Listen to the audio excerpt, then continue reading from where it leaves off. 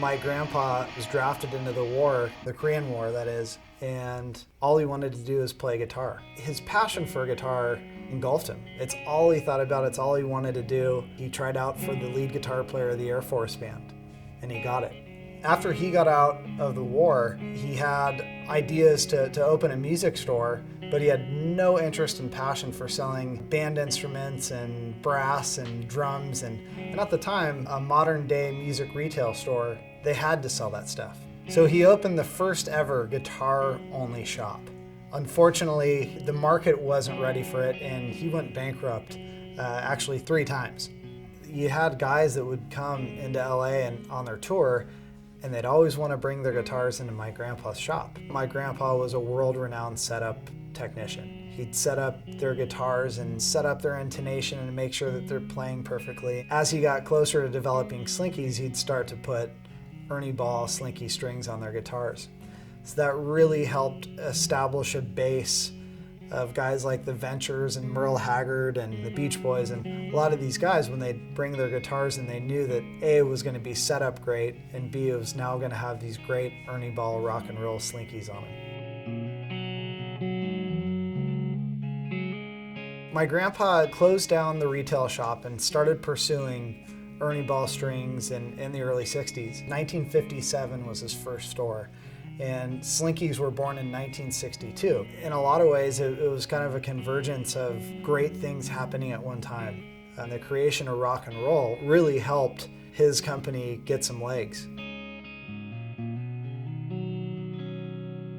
We're exclusively an American-made company. We make all of our strings and accessories in Coachella, California, and we make all of our music band products. All the guitars and basses are made in San Luis Obispo, California.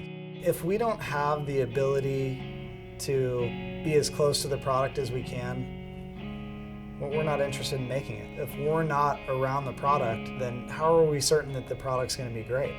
I feel like it's what makes us continue to be passionate about it is because we're so close, because we're so invested into the products that we make.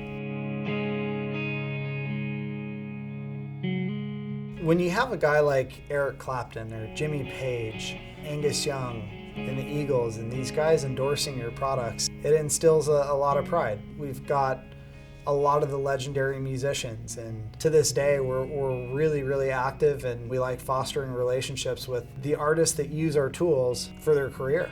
Everyone from Metallica to AC/DC, the Eagles, Slash, Steve Vai, John Petrucci, System of a Down, Rise Against, Kenny Chesney, and the list goes on and on. They've been with us for years, and it's more than a string sponsor giving them free strings. If they call us at 4:30 and they need strings the next day, they're there.